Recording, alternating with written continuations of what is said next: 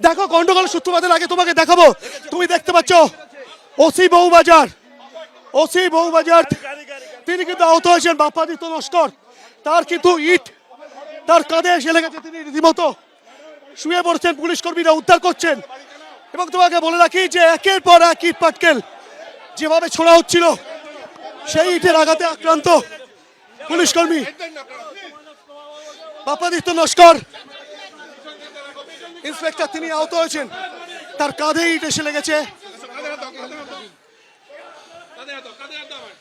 বউবাজার থানার ওসি তিনি কিন্তু আহত হয়েছেন।